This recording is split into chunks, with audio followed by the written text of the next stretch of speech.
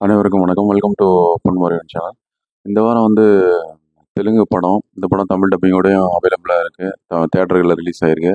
மிகுந்த எதிர்பார்ப்போட வந்த படம். அந்த படம் தான் ஃபேமிலி ஸ்டார்.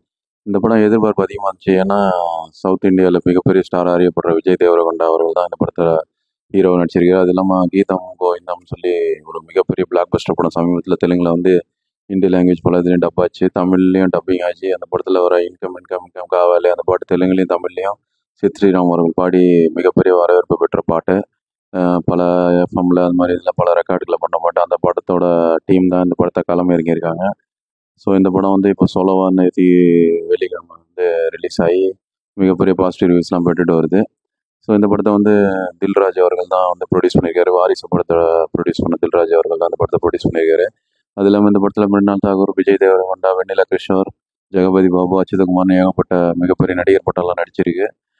அது இல்லாமல் இந்த படம் மிகப்பெரிய அளவில் ஒரு உலக அளவில் மிகப்பெரிய ஒரு ரிசர்வேஷன் போச்சு.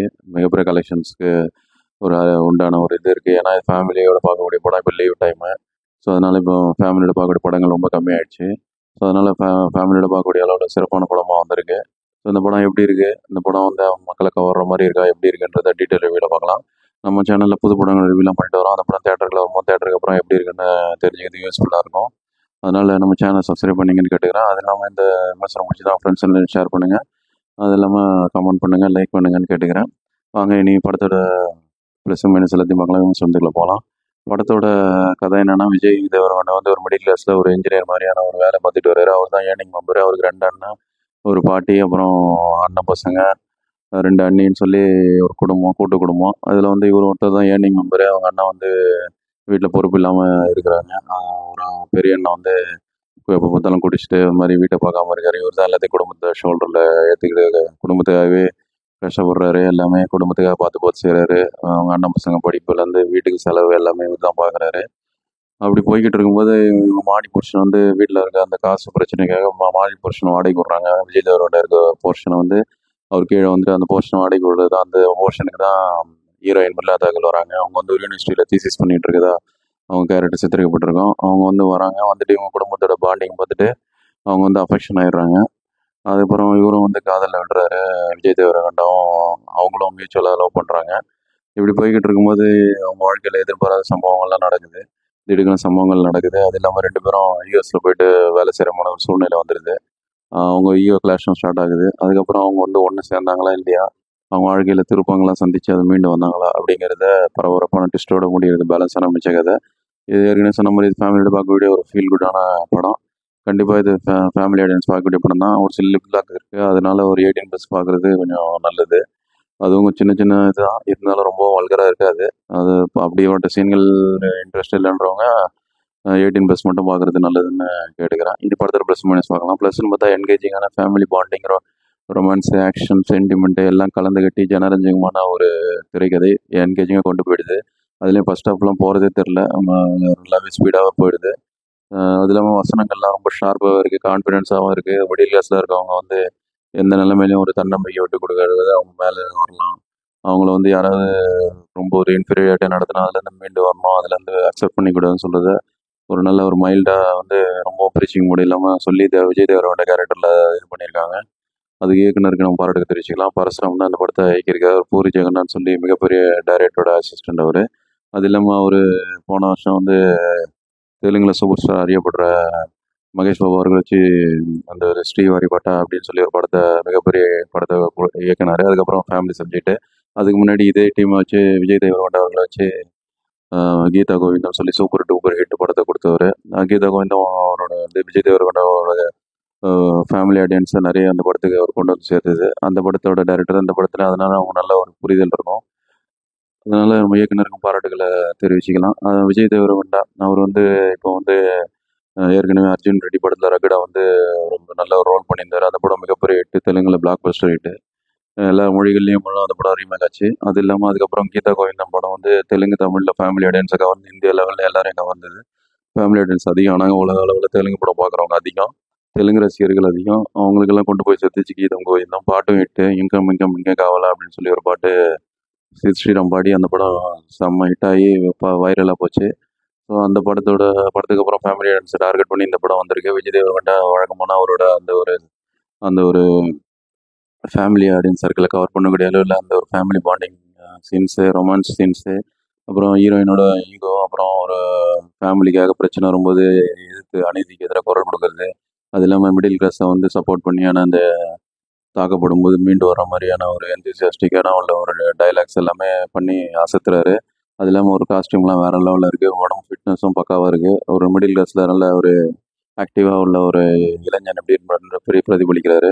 அவருக்கு நம்ம பாராட்டுகளை தெரிவிச்சுக்கலாம். படத்தில் இன்னொரு முக்கியமான கேரக்டரில் மிருனால் தாக்கர் அவங்க தான் ஹீரோயினாக வராங்க. அவங்க கேரக்டர் கிட்டத்தட்ட விஐபி படத்தில் விஐபி 2ல் வர கஜோல் கேரக்டர் அவருக்கு ஈக்குவலாக இருக்கும் செகண்ட் ஹாஃபில். ஃபர்ஸ்ட் ஹாஃபில் வந்து கீதம் கோவிந்தம் படத்தில் வர அந்த ராஷ்மிகா மந்தனா கேரக்டர் மாதிரியே இருக்கும். ஸோ ரெண்டுமே இந்த படத்தில் கீதம் கோவிந்தம் படத்தில் வந்து ராஷ்மிகா மாதிரியான ஒரு அந்த மாதிரி கேட்டன் மோஸ்கான அந்த மாதிரி ஒரு ஒரு ஒரு கேரக்டரில் தான் பண்ணியிருக்காங்க. சிறப்பாக உணர்ந்தே பண்ணியிருக்காங்க. அவங்க நடிப்பும் நல்லா இருக்குது, அவங்க காஸ்டியூமும் நல்லா இருக்குது. படத்துக்கு அவங்க ஒரு ப்ளஸ் பாயிண்ட்னு சொல்லலாம். நல்லா பண்ணியிருக்காங்க. படத்து மியூசிக் வந்து கோபி சுந்தர், ஏற்கனவே இந்த கீதம் கோவிந்தா இட்டு கொடுத்தவர். இப்போ மலையாளத்தில் நிறைய படங்கள் பண்ணிட்டு வர்றாரு கோபி சுந்தர்.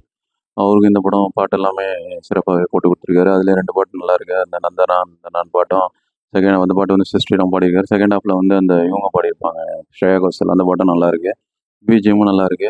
டெக்னிக்கலி சவுண்டாக இருக்கு. கேமரா வந்து வேற லெவலில் இருக்கு, ஹாலிவுட் லெவலில் இருக்கு. ஏன்னா ஃபர்ஸ்ட் ஹாஃப் ஃபுல்லாக இந்தியாலையும், செகண்ட் ஹாஃப் ஃபுல்லாக யூஎஸ்லையும் எடுத்திருப்பாங்க. யூஎஸோட அந்த லேண்ட்ஸ்கேப்பும் பக்காவாக வந்து கேமராவில் பார்த்துட்டு நல்ல ஒரு விஷுவல் ட்ரீட்டாக இருக்குது. அது இல்லாமல் பணத்தை வந்து தனியாக செலவு பண்ணியிருக்காங்க. யூஎஸில் போய் நிறைய காட்சிகள் எடுத்திருக்காங்க. அது இல்லாமல் காஸ்டியூமுக்கு நிறைய செலவு பண்ணியிருப்பாங்க போல இருக்கு. ஒரு சீன்லேயும் டிஃப்ரெண்ட் டிஃப்ரெண்ட் காஸ்டியூமில் வராங்க. படத்தில் ரிச்னஸ்க்கு எந்த ஒரு குறையும் வைக்கல. விஜய் தேவரோட காஸ்டியூமும் சரி, ஹீரோயின் மிருனால் தாக்கர் காஸ்டியூமும் சரி, வீட்டில் இருக்கும்போது அந்த லெஷர் ட்ரெஸ்லேருந்து இப்போ அது இல்லாமல் அந்த மற்றபடி பார்ட்டி வியர்ஸு, அதுக்கப்புறம் அவங்க ஆஃபீஸ் வியர்ஸு, எல்லாம் ஃபார்மல் வியர்ஸ் எல்லாமே ஒரு நல்ல நேர்த்தியாக படம் பாருங்கள் உங்களுக்கே தெரியும். அவங்க ஒரு ஒரு ட்ரெஸ் சீனில் போட்ட ட்ரெஸ் இன்னொரு சீனில் வராத அளவுக்கு ஏகப்பட்ட காஸ்டியூம் போட்டு அசத்திருக்காங்க. படமே நல்லா விஷுவலி நமக்கு அப்பீலிங்காக நல்லா சிறப்பாக இருக்குது. அதனால நம்ம காஸ்டியூம் டீமையும் அது இல்லாமல் அந்த ஆர்ட் வீடுல நல்லா அந்த ஆர்ட் டிசைன்லாம் நல்லா இருக்குது. அந்த லேண்ட்ஸ்கேப்பு, இந்த ஆஃபீஸோட லேண்ட்ஸ்கேப் டிசைன்ஸ் எல்லாமே நல்லா பண்ணியிருக்காங்க. படத்தில் வந்து பணத்தை தண்ணியாக செலவு பண்ணியிருக்காங்க. இயக்குனர் தில்ராஜ் தான். அவர் வந்து பணத்தை பற்றி கவலைப்பட மாட்டார். அந்தளவு சிறப்பான ஒரு ப்ரொடியூசரு. ஏற்கனவே வாரிசு படத்தில் நல்லா செலவு பண்ணியிருப்பார். இந்த படத்தில் அந்த ரிச்னஸ் இருக்குது. படம் ஆகாவோ மைனஸே இல்லைன்னா ஒரு இருக்குது, 1-2 சீன் ஒர்க் அவுட் ஆகல. 20 நிமிஷம் ட்ரிம் பண்ணிக்கலாம். செகண்ட் ஹாஃப் ரொம்ப லேகிங்காக இருக்குது. அது இல்லாமல் செகண்ட் ஹாஃபில் இவங்களுக்குள்ளே ஈகோவே காமிச்சிட்டு இருக்கிறது போரிங்காக இருக்குது. அது கொஞ்சம் அவாய்ட் பண்ணிட்டு வேறு இது வச்சிருக்கலாம். அதெல்லாம் படத்தில் வில்லனே இல்லை. வில்லன் கேரக்டர் ரொம்ப ஸ்ட்ராங்காக இல்லை. கிளைமேக்ஸில் வர வில்லன் அச்சிதகுமார் வந்து அந்த அளவுக்கு ஈடுபடல அவருக்கு அந்த கேரக்டர். ஏன்னா அவருக்கு கொஞ்சம் நிறைய சீன் கொடுத்துருக்கலாம், இன்னும் ஸ்ட்ராங்காக எழுதிருக்கலாம். படத்தில் வெண்ணிலா கிஷோர், அக்ஷய் குமார், அப்புறம் அக்ஷதய குமார்னு தெலுங்கு அச்சித குமார்னு சொல்லி கன்னடத்தில் பெரிய நடிகர் அவர்.